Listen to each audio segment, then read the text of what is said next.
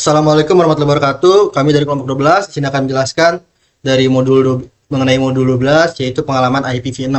Oke, langsung aja di sini nama saya Kak Nafaya, NPM 257820098. Di sini saya akan menjelaskan yaitu masalah IPv4. Oke, kita langsung masuk ke IPv4. Nah, biasanya kan eh, jadi pada awal perkembangan internet itu jumlah jumlah alamat IP itu sangat besar ya, dianggap sangat besar dan diperkirakan itu cukup untuk memenuhi kebutuhan jaringan di seluruh dunia. Nah, namun seiringnya perkembangan teknologi, jumlah perangkat yang terhubung ke internet itu meningkat sangat pesat.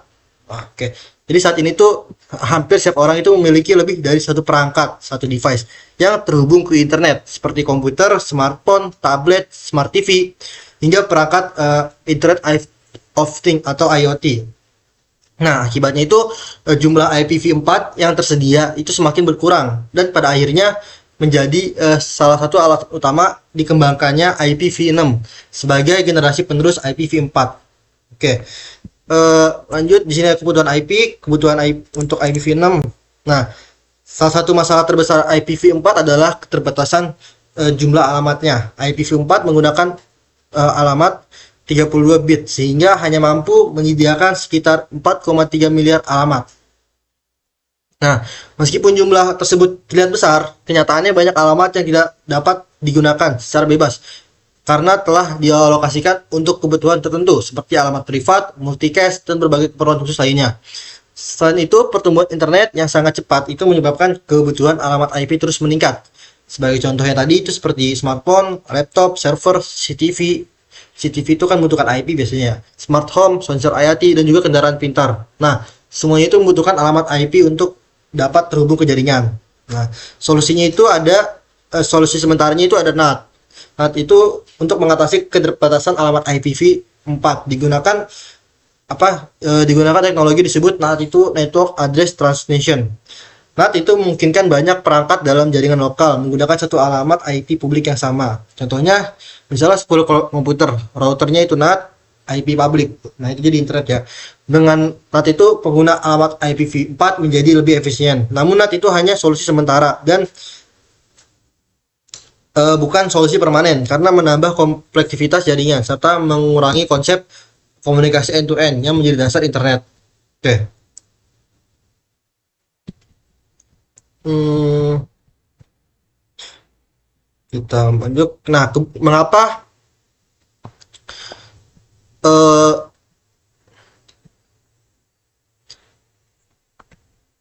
mengapa membutuhkan IPv6 ya? IPv6 itu kan dikembangkan untuk mengatasi keterbatasan IPv4. Nah, IPv6 itu menggunakan alamat sepanjang 128 bit. Jumlah alamat yang dihasilkan itu sangat besar, yaitu sekitar 340 undesolution alamat ya. Nah, jumlah ini tuh dianggap cukup untuk memenuhi kebutuhan internet dalam jangka waktu yang sangat panjang. Nah, keunggulannya selain menyediakan lebih banyak alamat, IPv6 juga itu menawarkan berbagai peningkatan dibandingkan IPv6. Beberapa keunggulannya antara lain seperti ruang alamat lebih besar, setiap perangkat dapat memiliki IP unik tanpa harus bergantung pada NAT. Nah, lanjut ke konsistensi IPv6 dan juga IPv4.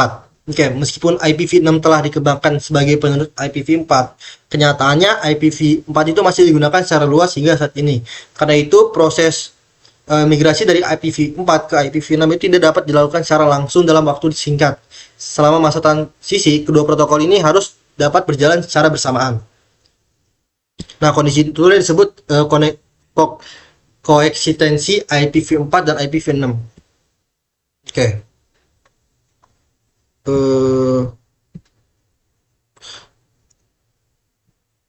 Nah, mengapa harus berdampingan ya? Karena jutaan perangkat dan layanan internet saat ini masih menggunakan IPv4. Nah, jika IPv4 itu langsung dihentikan, banyak sistem dan layanan tidak akan dapat berfungsi. Nah, oleh karena itu jaringan modern biasanya mendukung protokol secara bersamaan, yaitu dual stack ya, nih, dual stack. Nah, pada metode ini perangkat memiliki dua alamat sekaligus, yaitu IPv6 dan juga IPv4. perangkat itu dapat menggunakan IPv4 maupun IPv6 sesuai kebutuhan. Nah, metode ini sebagai solusi transisi yang paling banyak digunakan saat ini ya.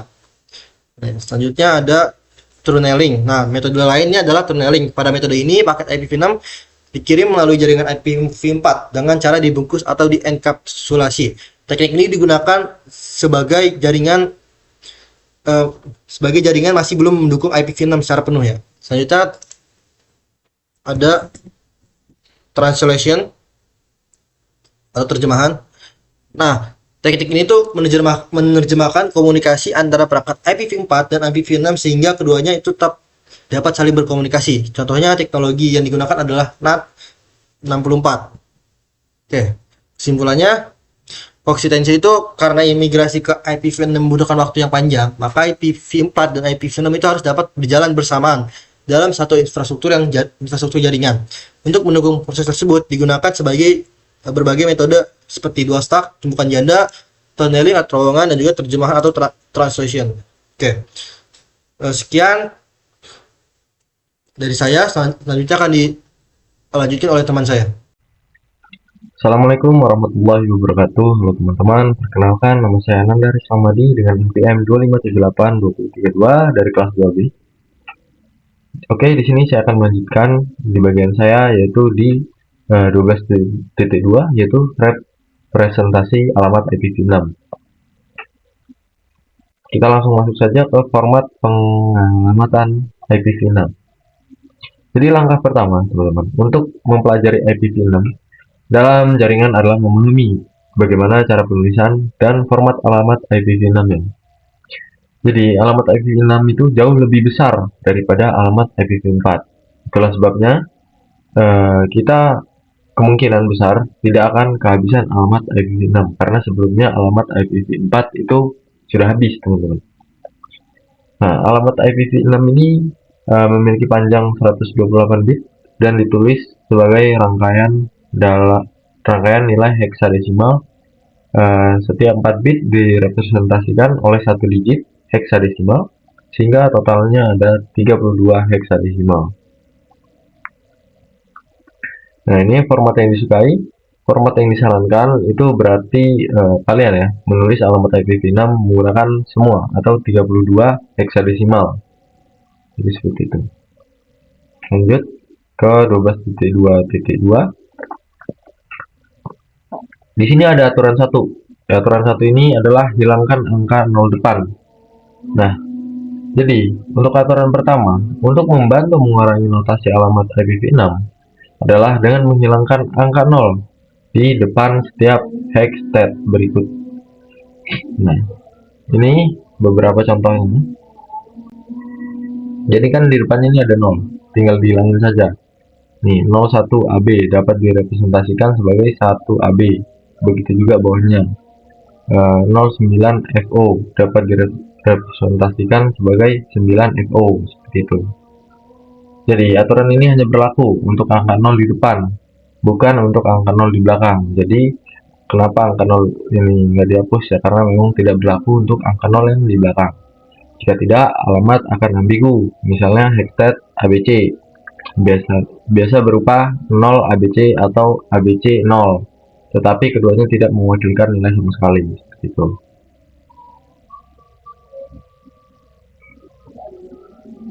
Kita lanjut di 12.2.3 yaitu aturan 2. Di sini ada titik 2 ganda. Nih, titik 2 ganda. Nah, ini dapat menggantikan rangkaian tunggal dan berurutan dari satu atau lebih heksadesimal 16 bit yang terdiri dari semua angka 0, misalnya seperti ini. Jadi angka 0 di depan dihilangkan dapat direpresentasikan menjadi seperti ini, teman-teman.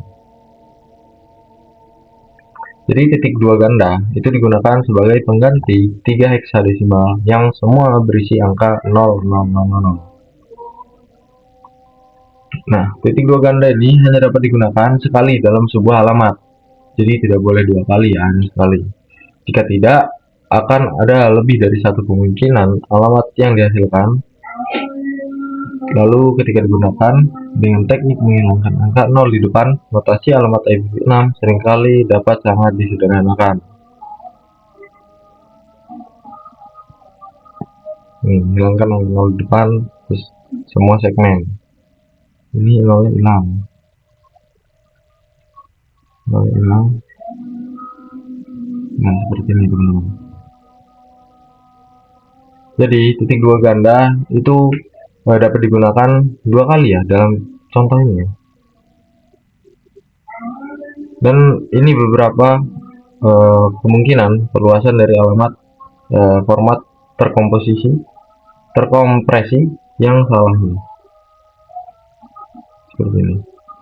Jadi, jika satu alamat memiliki lebih dari satu rangkaian heksadesimal yang berurutan berisi angka 0 semua, praktik terbaik adalah menggunakan titik dua ganda pada rangkaian terpanjang. Jika rangkaiannya sama, rangkaian pertama harus menggunakan titik dua ganda.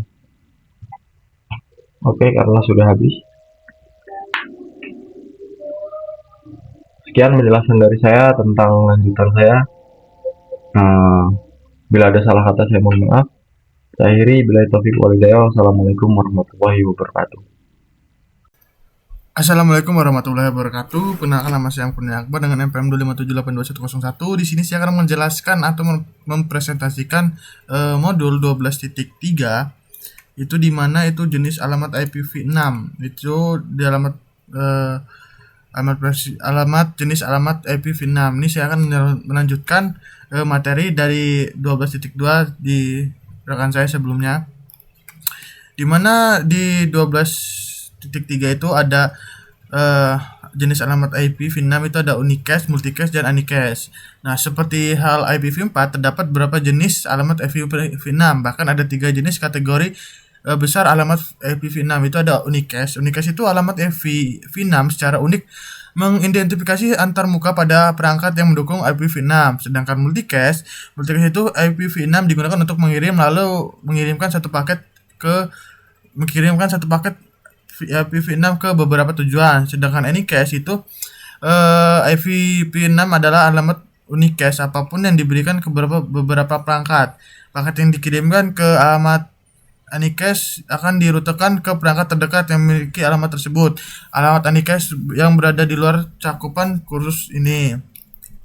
Terus di 12.3.2 ini panjang awalan IPv6.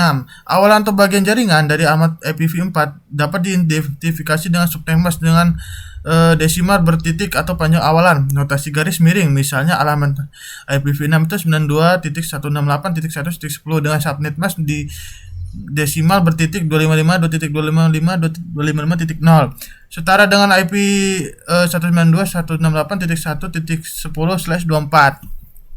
Dalam IPv6 ini disebut panjang prefix. IPv6 tidak menggunakan notasi subnetmask desimal bertitik seperti IPv4. Panjang prefix direpresentasikan dalam notasi garis miring dan digunakan untuk menunjukkan bagian jaringan dari alamat IPv6. Panjang prefix dapat berkisaran dari 0 hingga 128. Panjang prefix IPv6 direkomendasikan untuk LAN dan sebagian besar jenis jaringan lainnya adalah /64 seperti yang ditunjukkan pada gambar. Ini gambarnya. Seperti ini ya. Terus lanjut kita di 12.3.3. 12.3.3 jenis-jenis alamat unicast IPv6. Alamat unicast IPv6 secara unik mengidentifikasi antarmuka pada perangkat yang mendukung IPv6. Perangkat yang dikirimkan ke alamat unicast akan bertujuan diterima oleh antarmuka yang diberi alamat tersebut. Mirip dengan IPv4, alamat IPv6 sumber harus berupa alamat unicast. Alamat IPv6 bertujuan untuk dapat berupa alamat unicast atau multicast. Gambar tersebut menunjukkan ya, ini gambarnya jenis alamat unicast IPv6. Ini dia alamat unicast IPv6.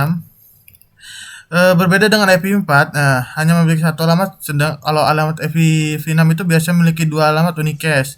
Terus ada alamat unicast global GUA. Ini mirip dengan IPv4 publik. Ini ada alamat unik secara global yang dirutekan melalui internet. GUA dapat dikonfigurasi secara statis atau ditetap secara dinamis. Terus ada alamat link lokal LA. Ini digunakan untuk setiap perangkat mendukung IPv6. LA digunakan untuk komunikasi dengan perangkat lain pada tautan lokal yang sama. Nah, IPv6 ini istilah dengan tautan mengacu pada subnet. LA terbatas pada satu tautan. Keunikannya hanya perlu dikonfirmasi pada tautan tersebut karena tidak dapat dirutekan di luar tautan tersebut. Dengan kata lain, router tidak akan meneruskan paket dengan alamat sumber atau tujuan link lokal. Terus di 12.3.4 ini catatan mengenai alamat lokal yang unik. Alamat lokal unik rentang di FC00.2.2/7 hingga FDFF.2.2/7 belum mampu diimplementasikan, oleh karena itu modul ini hanya mencakup konfigurasi GUA dan LLA. Namun alamat lokal unik mungkin pada akhirnya akan digunakan untuk mengalamatkan perangkat yang seharusnya tidak dapat diakses dari internet luar seperti server internet dan printer. Alamat lokal unik IPv6 memiliki beberapa kemiripan dengan alamat IP RFC 1918 untuk IPv4, tetapi terdapat perbedaan yang signifikan. Alamat lokal unik digunakan untuk pengamatan lokal yang di dalamnya satu situs antara 11 situs terbesar. Alamat lokal unik dapat digunakan untuk perangkat yang tidak akan pernah dilupakan dan tidak pernah perlu mengakses jaringan lain. Alamat lokal unik tidak dirutekan secara global atau dicemplungkan ke alamat IPv6 global. IP 12.3.5 itu IPv6 GUA. Alamat unicast global IPv6 GUA bersifat unik secara global dan dapat dirutekan di internet IPv6. Alamat ini setara dengan alamat v4 publik komunitas internet untuk penugasan nama dan nomor ICANN operator IANA mengaluskan blok IPv6 ke 5 RIR. Saat ini GUA hanya dengan 3 bit pertama 00.001 atau 2000 titik/3 yang dialokasikan seperti tunjukkan pada gambar. Seperti ini gambarnya. Ini juga dengan alamat IPv6 dengan alamat awalan perutan global /48 dan awalan /64. Ini 12.3.6 struktur GUA IPv6. Awalan perutan global prefix digunakan ada prefix atau bagian jaringan dari alamat yang diberikan oleh penyedia seperti ISP kepada pelanggan atau lokasi. Misalnya ISP biasanya memberikan prefix perutan global /48 kepada pelanggannya. Prefix global biasanya bervariasi tergantung pijakan ISP ya, seperti itu. Nah, terus gambar sebelumnya juga itu perutan global itu /48 ya, prefixnya juga /48 dan prefix perutan global umum yang ditetapkan atau digunakan sebagian besar contohnya dalam kursus ini. Seperti itu. Terus ID subnetnya itu ya, kolom ID subnet adalah area antara awalan perutan global dan ID yang terbuka, tidak seperti IPv4 di mana harus meminjamkan bit dari bagian host untuk membuat subnet. Sedangkan IPv6 ini dirancang untuk mempertimbangkan subnetting. ID subnet digunakan untuk organisasi mengidentifikasi subnet di dalam situsnya. Semakin besar ID subnet, semakin banyak subnet yang tersedia. Terus ada ID antarmuka ya.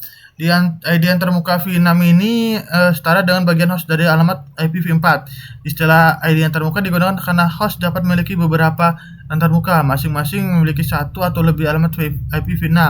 Gambar tersebut, nah gambar tadi itu menunjukkan contoh struktur GUA IPv6 disarankan agar dalam bagian besar kasus ya, subnet mask /64 digunakan yang menciptakan ID yang terbuka 64 bit, ID yang terbuka 64 bit mungkin 18 quintillion perangkat atau host per subnet, seperti itu. Terus LA IPv6. Alamat lokal LA IPv6 mungkin sebuah perangkat untuk berkomunikasi dengan perangkat lain yang mendukung IP4 pada tautan yang sama, hanya pada tautan tersebut. Paket LA sumber atau tujuan yang dapat dirutekan melalui tautan asal paket tersebut.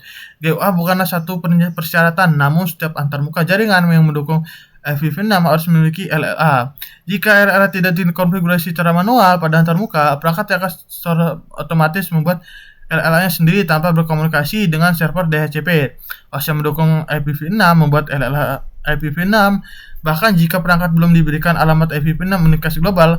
Hal ini memungkinkan perangkat yang mendukung IPv6 untuk berkomunikasi dengan perangkat lain yang mendukung IPv6 pada subnet yang sama. Ini termasuk komunikasi dengan gateway default router. LLA IPv6 berada rentan di FE80.2.2/10.10 menunjukkan bahwa 10 bit pertama adalah 1111, 1110, 1110, 10, 10,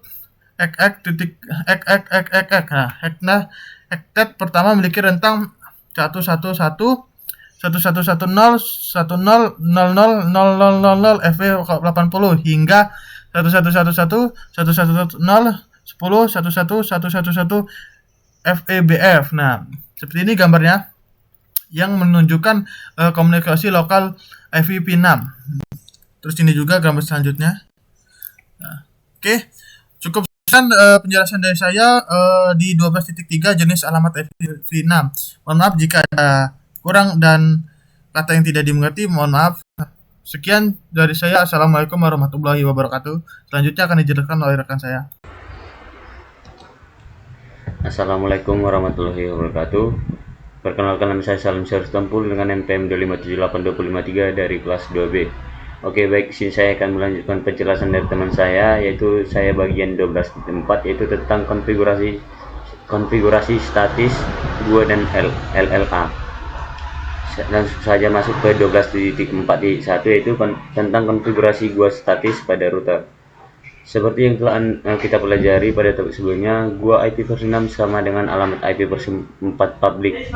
Alamat-alamat ini unik secara global dan dapat dirutekan di internet IP versi 6 IP versi 6. Sangat mudah untuk mengkonfigurasi gua dan LLA IP versi 6 seperti statis pada router untuk membantu Anda membuat jaringan IP versi 6.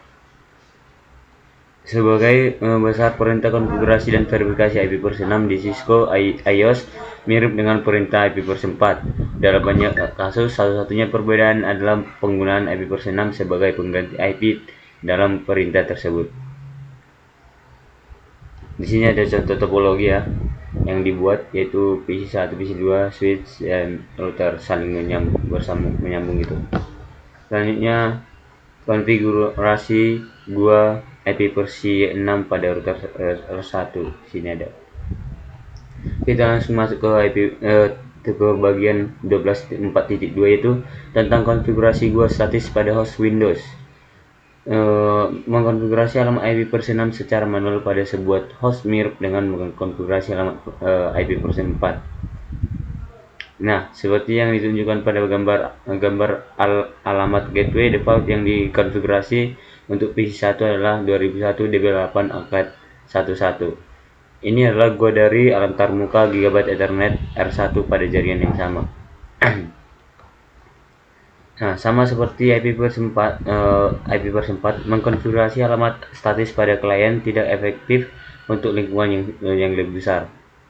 Ada dua cara agar sebuah perangkat dapat memperoleh gua IP versi 6 secara otomatis, yaitu yang pertama konfigurasi otomatis alamat tanpa status atau SLAAC. Ini yang kedua DHCP versi 6 dengan status. Masuk ke bagian 12.4.3 yang mana tentang konfigurasi statis alamat unicast link lokal. Mengkonfigurasi LLA secara manual memungkinkan Anda membuat alamat yang mudah dikenali dan diingat. Biasanya hanya perlu membuat LLA yang mudah dikenali pada router. LLA dapat dikonfigurasi secara manual menggunakan perintah IP versi 6 address IP versi 6 link lokal address link lokal. Ketika sebuah alamat diawali dengan hexstat, ini dapat rentang FE80 hingga FEBF. Parameter link lokal harus mengikuti alamat tersebut. Sini ada contoh topologinya juga ya. Nah. LLA yang dikonfigurasi secara statis digunakan agar lebih mudah dikenali sebagai memiliki router 1. Lanjut kepada 12.4.4, yaitu tentang pemeriksaan sintaksis konfigurasi statis gua dan LLA. Ini untuk topologinya nggak usah kita bahas, langsung saja. Untuk selanjutnya di sini bagian 12.4.5 yaitu paket tracer. Mungkin penjelasan 12.4 cuma sampai sekian, dan bakalan dilanjutkan oleh teman saya selanjutnya.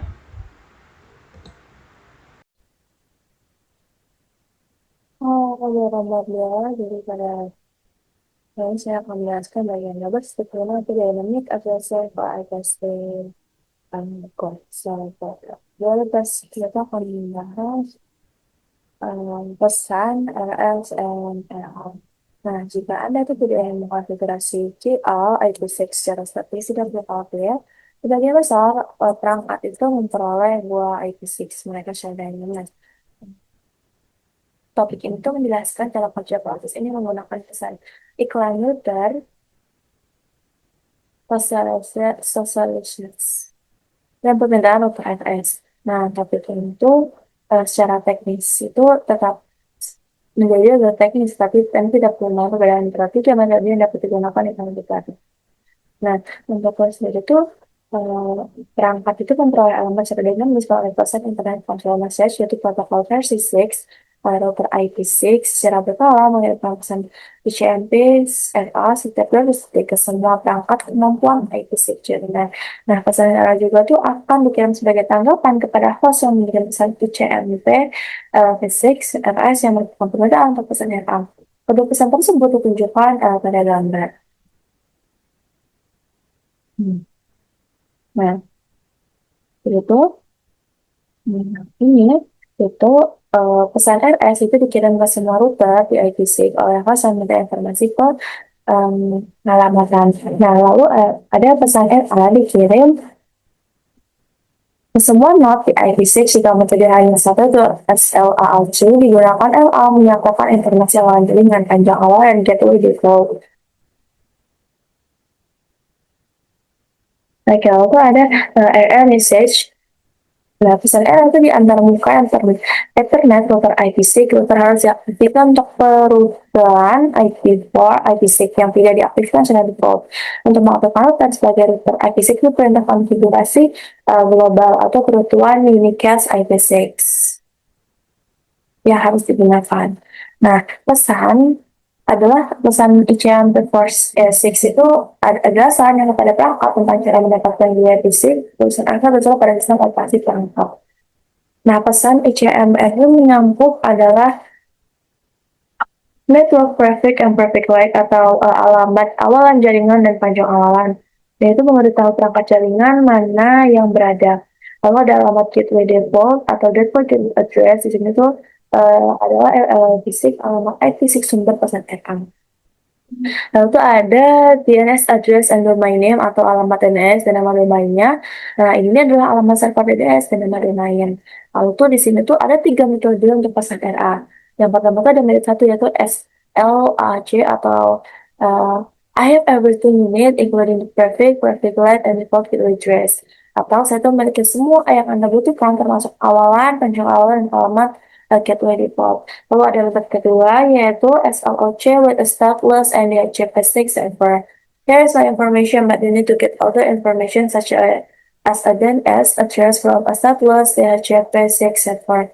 Yang artinya itu tentang informasi saya, tetapi Anda perlu mendapatkan informasi lain seperti alamat DNS dari server DHCP tanpa kewarganegaraan. Lalu ada metode tiga yaitu adalah stateful DHCP6 yaitu no slide. I can give you your default gateway address. You need to ask stateful DHCP6 server for all your other information. Nah, yang artinya itu saya akan memberi Anda alamat gateway default Anda. Anda perlu meminta server DHCP6 stateful untuk semua informasi Anda yang lain. Nah, selanjutnya itu ada metode satu ya. Nah, itu adalah metode yang memungkinkan perangkat membuat build sendiri tanpa layanan DHCP yang menggunakan SLC. Perangkat mengandalkan pesan ICMP dari router lokal untuk mendapatkan informasi yang diperlukannya. Nah, secara default, pesan RA menyarankan agar perangkat menggunakan informasi dalam pesan RA untuk membuat IP6 sendiri dari informasi lain yang diperlukan. Nah, selanjutnya dan memiliki keluarga negara berarti tidak ada server pusat, misalnya server DHCP stateful yang mengalokasikan GA menyimpan daftar perangkat dan alamatnya dengan SLC. Perangkatnya melakukan informasi dalam pesan RA untuk membuat buahnya sendiri. Nah, awalan itu adalah ini yang diiklankan dalam pesan RA.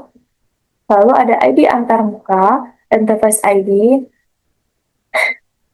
Ini menggunakan proses EU 64 untuk menghasilkan nomor 64 bit acak tergantung pada sistem operasinya. Nah, IP1 ini, router itu mengirim pesan ke RA. Nggak kelihatan ya? Dengan awalan untuk lautan lokal, lalu di PC menggunakan SLC untuk mendapatkan awalan dari pesan RA dan membuat ID antar mukanya sendiri. Lalu di sini ada metode 2 ya, yaitu SLAAC NDHCP tanpa keluarga negaraan. Nah, antar muka itu dapat dikonfigurasi untuk mengirim iklan router menggunakan SLC NDHCP tanpa keluarga negaraan. Nah, seperti yang ditunjukkan pada gambar, dengan metode ini, pesan RA itu menyarankan perangkat menggunakan report. PSLC untuk membuat IP4 sendiri, lalu ada router yang membuat alamat IP6 sumber RA sebagai alamat gateway default, lalu ada server DHCP tanpa status untuk mendapatkan informasi lain seperti alamat server DNS dan nama domainnya. Nah, di sini PC1 itu mengirim ke RS ke semua router IP4 yang pesannya itu saya membutuhkan informasi pengalamatan gitu. Lalu di 2 router itu mengirim pesan ke RA ke semua node IP6 dengan metode 2 yaitu SLAAC and DHCP. Dan ditentukan berikut adalah prefix panjang awalan dan informasi gateway default Anda, tapi Anda perlu mendapatkan informasi DNS server dan DHCP SIP-nya. Nah, lalu PC itu mengirim pesan DHCP ke source lead semua file DHCP. Saya menggunakan Slack untuk membuat alamat IP6 dan mendapatkan alamat gateway default saya. Tapi saya memerlukan informasi lain dari server DHCP tanpa keluarga negara. Di sini ada metode 3 yaitu stateful DHCP. Nah, DHCP ini mirip, stateful itu mirip dengan DHCP untuk IP4. Perangkat dapat secara otomatis menerima informasi pengalaman termasuk panjang awalan dan alamat servernya dan server DHCP stateful. Penunjukan pada gambar dengan metode ini pesannya itu menyarankan perangkat menggunakan yang berikut yaitu router yang merupakan alamat IP6 sumber RA untuk alamat gateway default dan server DHCP stateful untuk mendapatkan dan alamat server DNS teman domain dan informasi lain yang diperlukan. Nah, as you can see in the picture. Nah, jadi itu yang pertama, PC itu mengirim ke pesan RS itu ke semua router. Biasanya membutuhkan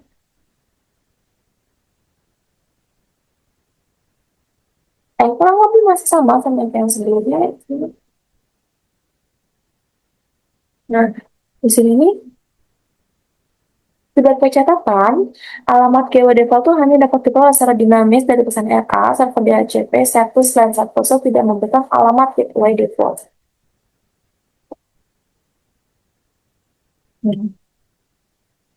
Nah.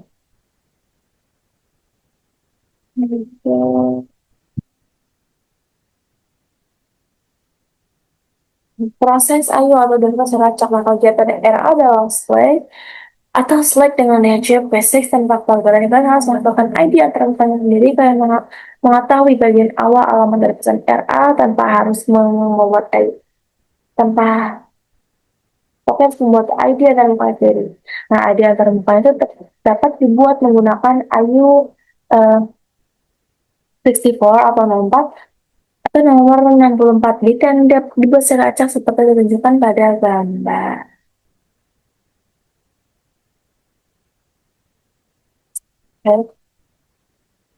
Lalu ada proses IO. Nah, ini kamu sedikit aku input.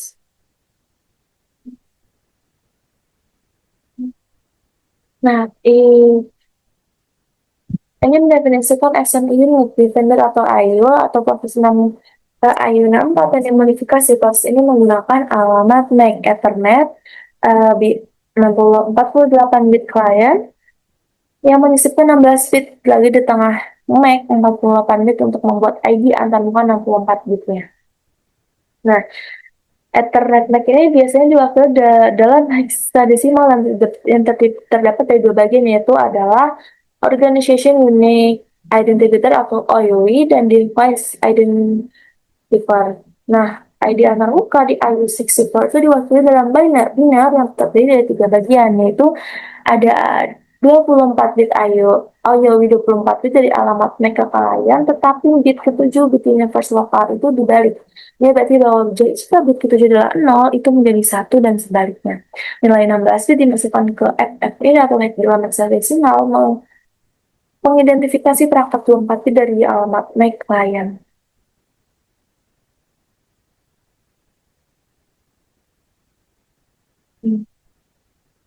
Lalu ada ID antarmuka yang dibuat secara acak.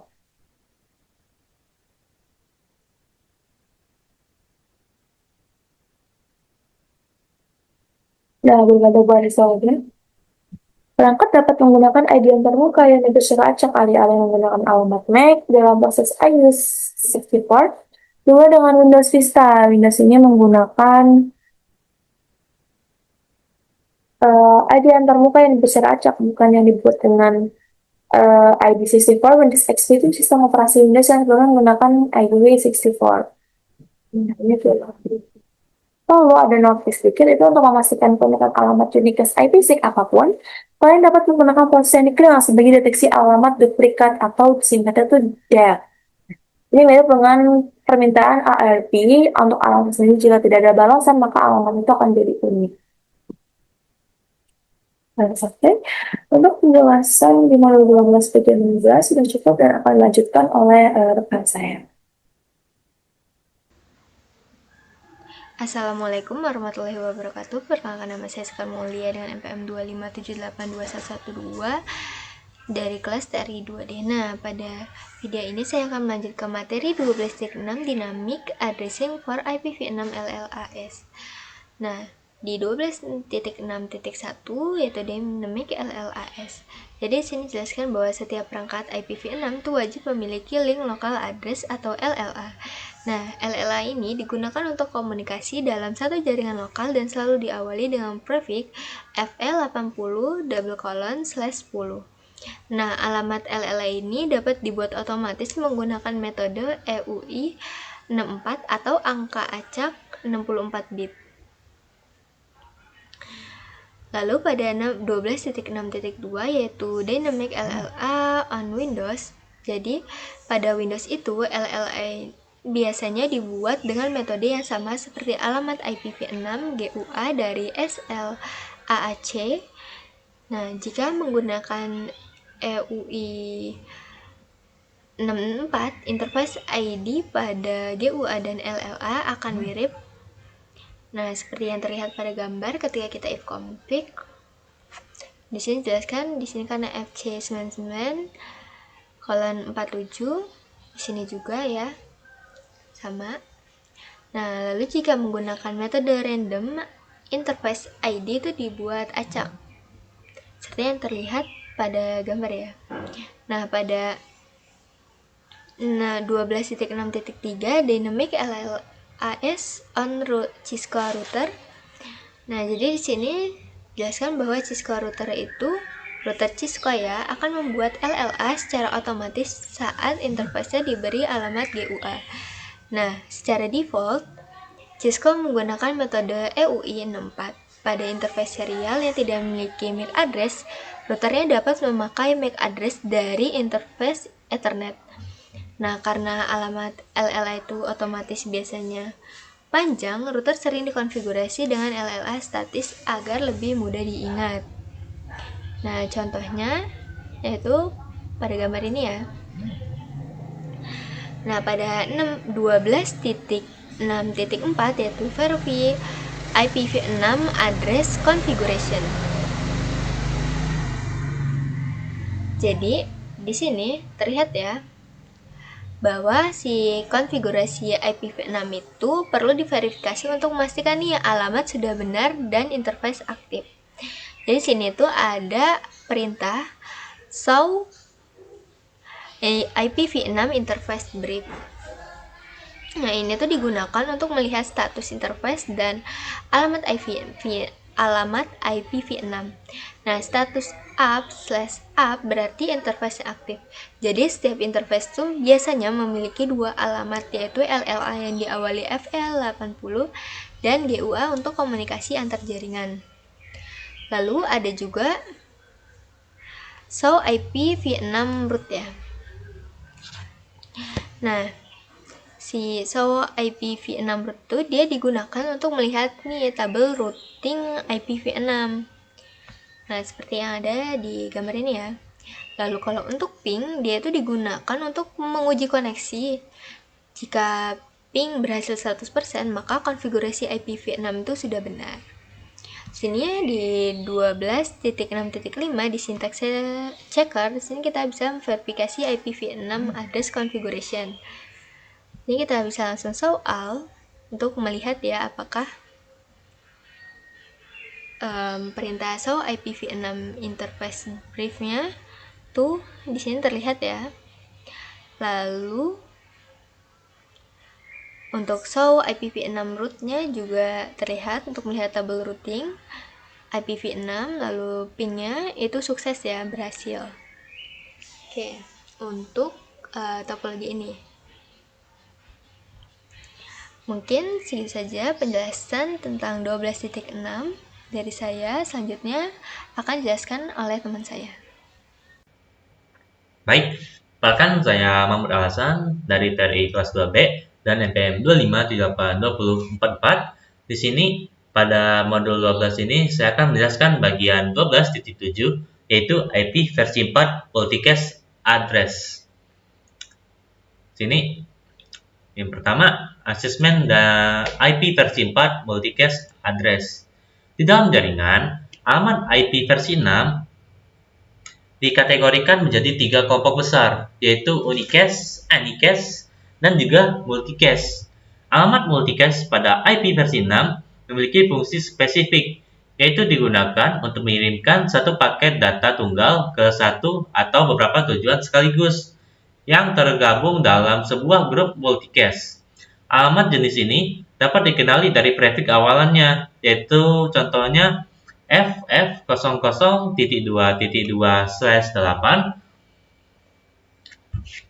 Satu aturan penting yang harus diingat adalah alamat multicast hanya dapat digunakan sebagai alamat tujuan saja, yaitu atau destination address, dan sama sekali tidak boleh digunakan sebagai alamat asal paket atau source address.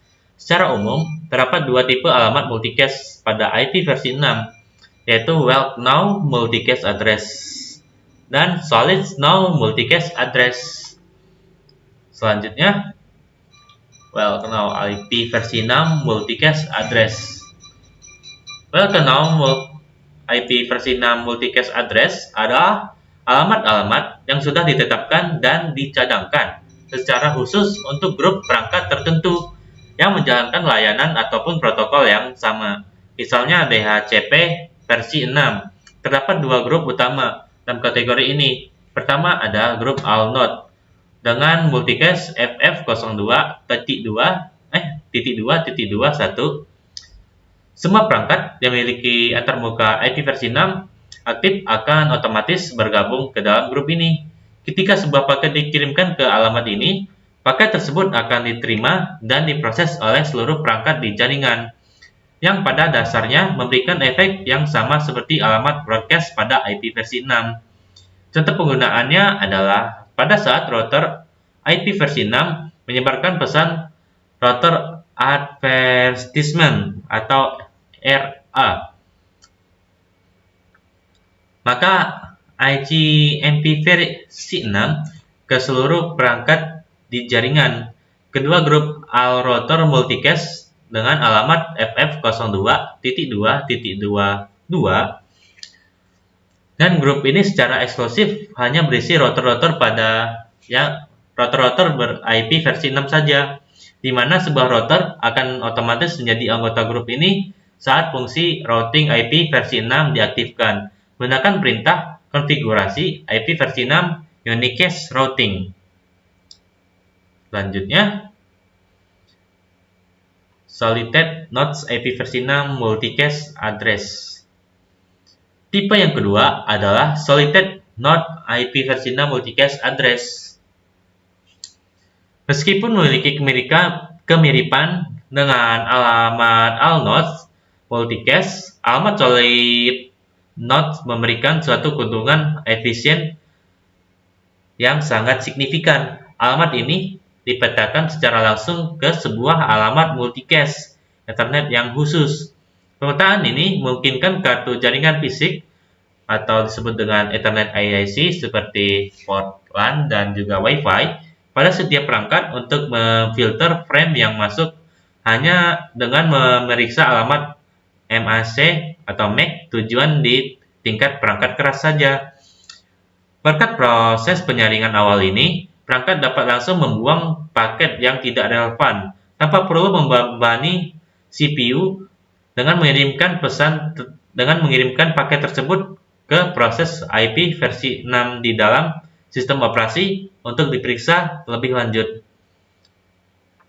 Baik, mungkin cukup sampai sini saja. Ucapkan terima kasih. Assalamualaikum warahmatullahi wabarakatuh. Perkenalkan, saya Rasya Agustina dengan NPM 257821008.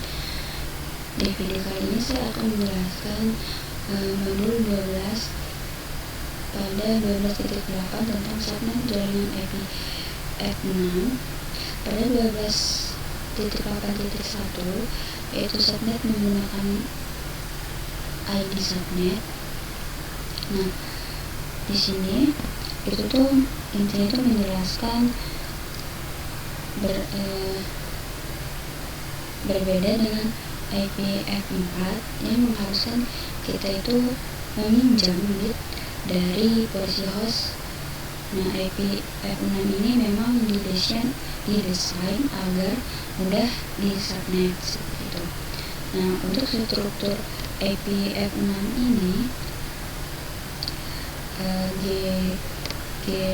GUA Global Unicast Address ini memiliki kolom khusus, yaitu subnet ID yang terletak di antara global routing traffic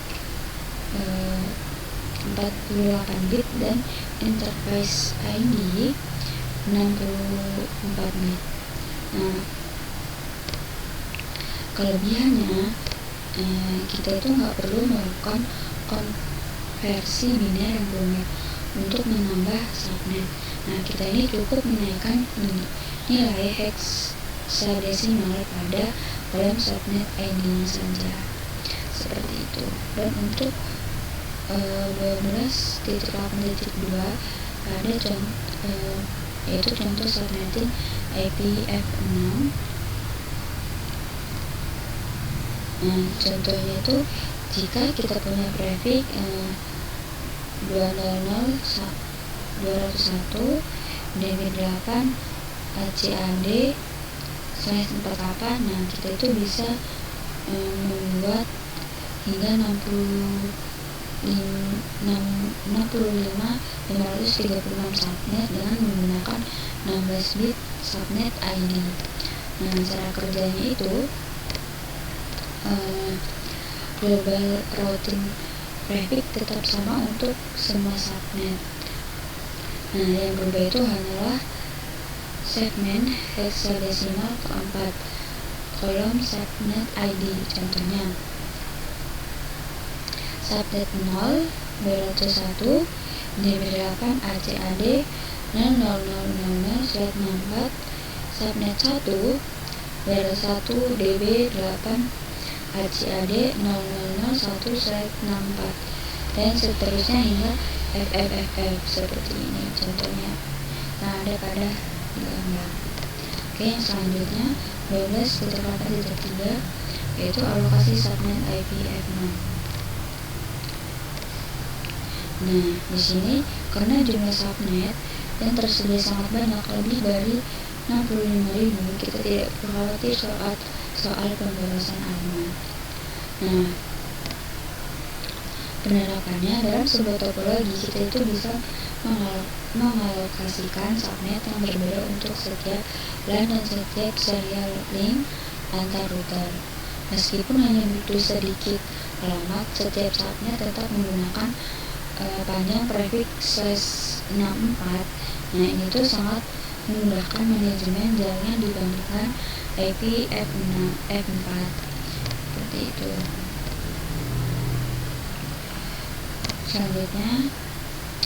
pada 12.8.4 router dikonfigurasi dengan subnet IPv6.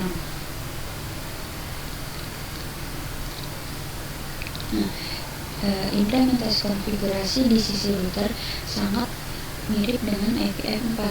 Setiap interface router itu harus dikonfigurasi dengan alamat IPv6 dari subnet yang berbeda. Nah, perintah dasar yaitu menggunakan IPv6, address alamat subnet 1/64 pada mode konfigurasi interface, diikuti dengan no shutdown untuk mengaktifkan interface tersebut agar bisa mulai berkomunikasi di subnetnya masing-masing. Nah, mungkin cukup sekian penjelasan dari saya pada modul 12 ini, 12.8.